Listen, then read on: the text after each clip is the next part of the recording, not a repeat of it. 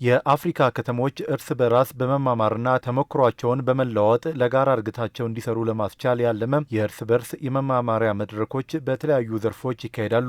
የተባበሩት መንግስታት ድርጅት የአፍሪካ ኢኮኖሚክ ኮሚሽን የአፍሪካ ከተሞች በገቢ ራሳቸውን ችለውና የፋይናንስ ስርዓታቸውን አዘምነው እድገታቸውን እንዲያፋጥኑ እያደረገ ባለው ድጋፍ በ6 የአፍሪካ ከተሞች ያደረገውን ጥናት ይፋ አድርጓል። በጥናቱ የማጠቃለያ የልምድ ልውውጥ አውደ ጥናት ላይ አዲስ አበባ ከተማ በገቢ አሰባሰብ እና የፋይናንስ አስተዳደር ዘርፍ ከተቀመጡ 6 መመዘኛዎች 5ቱን በማሳካት የተሻለ አፈጻጸም ያላት መሆኑ ይፋ ተደርጓል። የከተማ እድገትና ለውጥ ከቁርጠኛ የፖለቲካ አቋምና የከተማ ፋይናንስ ስርዓት ውጭ ሊተገበር እንደማይችል ባለፉት የለውጥ ዓመታት ተመረናል ሲሉ ነው የአዲስ አበባ ከተማ ከንቲባ ወይዘሮ አዳነች አቤቤ በአውደ ጥናቱ ላይ የተናገሩት።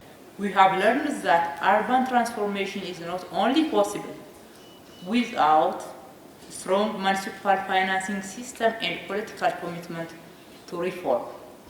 የከተማ ለውጥ ከጠንካራ የማዘጋጃ ቤታዊ ገቢና ቁርጠኛ የፖለቲካ አቋም ውጪ ስኬታማ እንደማይሆን ባለፈው ሂደታችን ተምረናል። ባለፉት ጥቂት ዓመታት አዲስ አበባ የአፍሪካ ከተሞች የገንዘብ አቅማቸውን በተቋማዊ ሪፎርምና በኢኖቬሽን ማስፋት አለባቸው የሚለውን መርህ በመከተል የውስጥ ገቢዋን ለማሳደግ ጠንካራ እርምጃዎችን ወስዳለች። ከተማችን የታክስ አስተዳደሯን ስርዓት ለማሻሻል ሪፎርም አካሂዳለች። በዚህም የፕሮፐርቲ ታክሴሽንን፣ የንግድ ምዝገባንና የክፍያ ስርዓትን የማጠናከር፣ የገቢ አስተዳደርን ዲጂታላይዝ የማድረግ፣ የታክስ ከፋዮች ምዝገባን የማሳደግ፣ በገቢ አሰባሰብ ግልጽነትና ተጠያቂነትን የማሻሻል ስራን ሰርተናል። ይህ ተግባር ገቢያችንን የማሳደግ፣ ብክነትን የመቀነስ እንዲሁም የከተማዋን ዋና ዋና የልማት ፕሮጀክቶች በራስ ገቢ የማሳደግ አቅምን አሻሽሏል። የከተማ በጀትን አሳድጎ በራስ አቅም ልማትን መምራት በከፍተኛ ተግዳሮት ውስጥ የሚሳካ ነው የሚሉት ከንቲባ አዳነች አቤቤ የፖለቲካ ቁርጠኝነትና ተያያዥ ጉዳዮች ለስኬታማነቱ መሰረት መሆናቸውን ይገልጻሉ።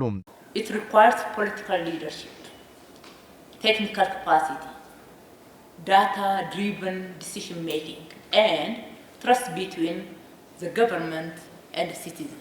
የራስን የገቢ አቅም አሳድጎ ልማትን በራስ አቅም ለመሸፈን የፖለቲካ አመራር ቁርጠኝነትን፣ የቴክኒክ ብቃትን፣ በመረጃ ላይ የተመሰረተ ውሳኔ ሰጪነትን እንዲሁም በሕዝብና በመንግስት መካከል ያለ እምነትን ይፈልጋል። ይህ ተሞክሮ በተባበሩት መንግስታት ድርጅት የአፍሪካ ኢኮኖሚክ ኮሚሽን ባደረገው ጥናትም በግልጽ ተመላክቷል። ይህ ጥናት ወቅታዊ፣ ቴክኒካዊና ስትራቴጂካዊ ነው። የአፍሪካ ከተሞች ገቢያቸውን በማሳደግ የገንዘብ አስተዳደር በማሻሻል በይነ መንግስታዊ የገቢ ስርዓትን በመዘርጋት ኃላፊነት የተሞላበት ብድርንን በመፍቀድ ከዛም ባሻገር በፈጠራ የታገዘ የፋይናንስ ስርዓትን በመዘርጋት የፋይናንስ አስተዳደራቸውን እንዲያግዙ የሚያስችል ነው። ይህ ጉባኤ የቴክኒክ ስብሰባ ሳይሆን የፖለቲካ ውሳኔን ማሳለፊያ ነው።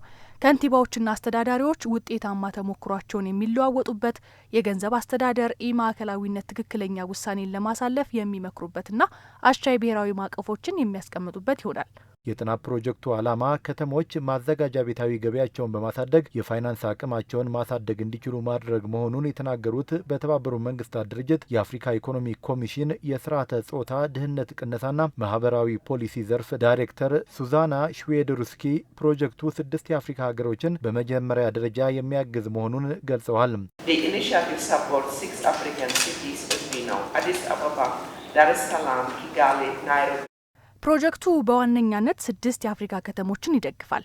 አዲስ አበባ፣ ዳሬ ሰላም፣ ኪጋሊ፣ ናይሮቢ፣ ሉሳካና ያውንዴም ማለት ነው። በዋነኛነት የከተሞች ከንቲባዎችና አስተዳዳሪዎችን ከፍተኛ ተሳትፎና የፖሊሲ ትግበራ የሚጠይቅ ነው። በፕሮጀክቱ በተደረገው ጥናት አዲስ አበባ ከተማ የራሷን ወጪ በራሷ በመሸፈን ደረጃ የተሻለ አፈጻጸም እንዳላት መረጋገጡን የጥናቱ አቅራቢ አጥቄለሽ ፒርሰን ተናግረዋል።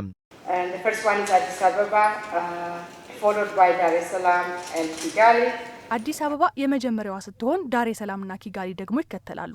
እነዚህ በመጀመሪያው ረድፍ የሚገኙ ሲሆን ሉሳካ፣ ናይሮቢና ያውንዴ ደግሞ ቀጥለው ይገኛሉ።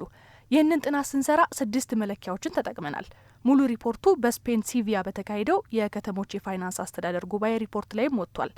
በዚህ የሲቪያ ግዴታዎች ከንቲባዎች በተስማሙበት መሰረት ዋነኛው የከተሞች ወጪያቸውን በራሳቸው ገቢ የመሸፈን ጉዳይ ነው። ይህ ለከተሞች የተረጋጋ የፋይናንስ አስተዳደር ወሳኝ መለኪያም ነው። በዚህ መለኪያ መሰረት አዲስ አበባ ወጪዋን በራሷ ገቢ በመሸፈን ደረጃ ከፍተኛውን ውጤት አግኝታለች። በመድረኩ ጥናቱ የተካሄደባቸው ከተሞች ከንቲባዎችና ልኡካኖቻቸው በገቢ አሰባሰብና በፋይናንስ አስተዳደር ዘርፍ ያላቸውን ተሞክሮ አቅርበው ውይይት ተካሂደዋል።